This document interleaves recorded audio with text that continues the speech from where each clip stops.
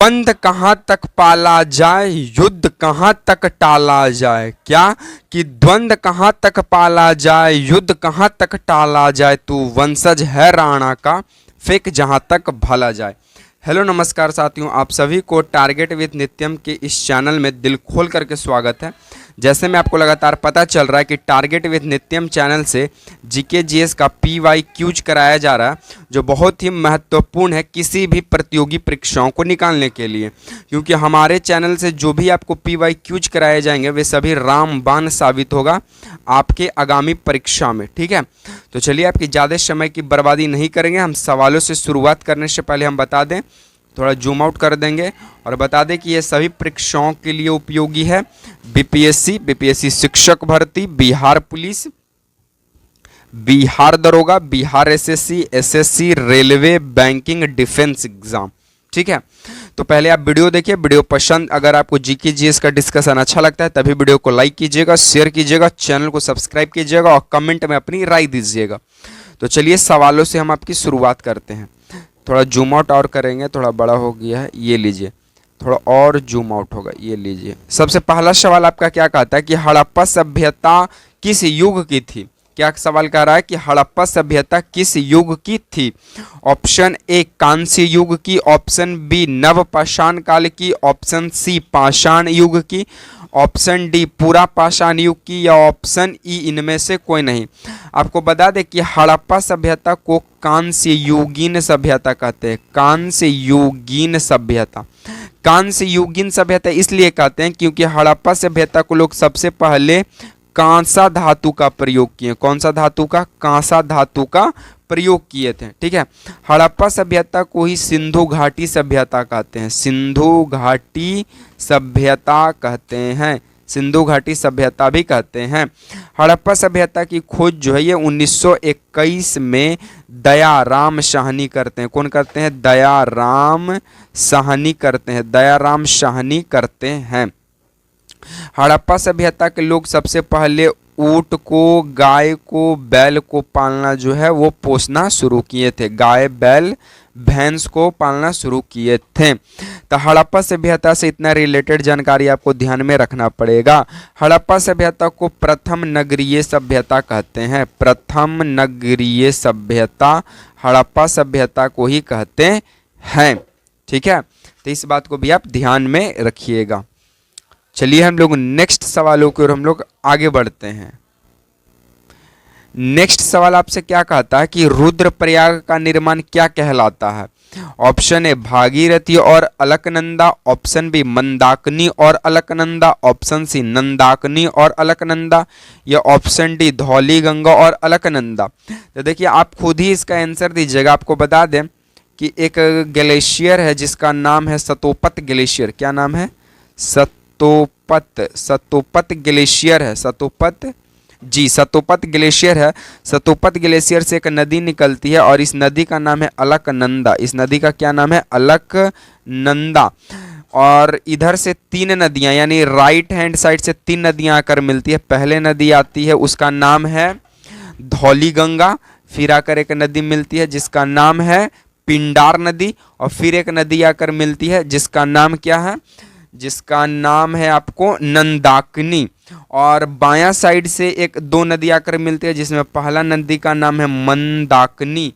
और मंदाकिनी नदी जो है ये कहाँ से निकलती है, इसका आंसर आप लोग कमेंट बॉक्स में कीजिएगा। और एक नदी आती है जिसका नाम है भागीरथी नदी। तो यहाँ पे इधर से ही जो पहला नदी आया, ये वाला नदी, इस नदी का नाम है मंदाकिनी नदी और ये अलकनंदा नदी। तो मंदाकिनी और अलकनंदा के ही संगम पर रुद्रप्रयाग का निर्माण होता है। और धौली गंगा और अलकनंदा का जिस पॉइंट पे मिलन होता है उसको हम लोग कहते हैं विष्णु प्रयाग। और अलकनंदा नदी अलकनंदा नदी और पिंडार नदी जिस पॉइंट पर मिलती है उसको बोलते हैं कर्णप्रयाग, और अलकनंदा नदी और नंदाकिनी नदी जिस पॉइंट पर मिलती है उसको बोलते हैं नंदप्रयाग, और मंदाकिनी नदी और अलकनंदा नदी जिस पॉइंट पर मिलती है उसको कहते हैं रुद्रप्रयाग, और भागीरथी नदी और अलकनंदा नदी जिस पॉइंट पर मिलती है उसको कहते हैं देवप्रयाग। तो रुद्रप्रयाग में मंदाकिनी नदी और अलकनंदा नदी का सहयोग रहता है, तो इसका right answer option number B हो जाएगा। इस बात को भी आप ध्यान में रखिएगा। नेक्स्ट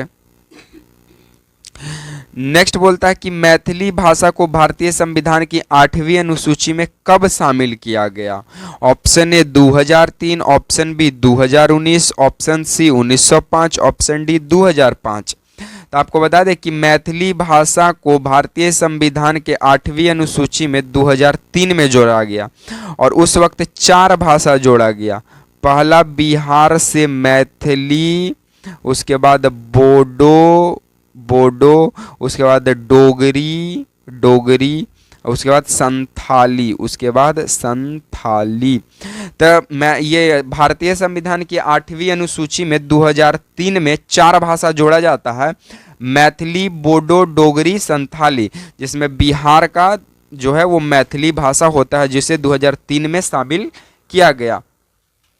1905 में बंगाल विभाजन होता है, बंगाल विभाजन कौन करता है? लॉर्ड कर्जन करता है।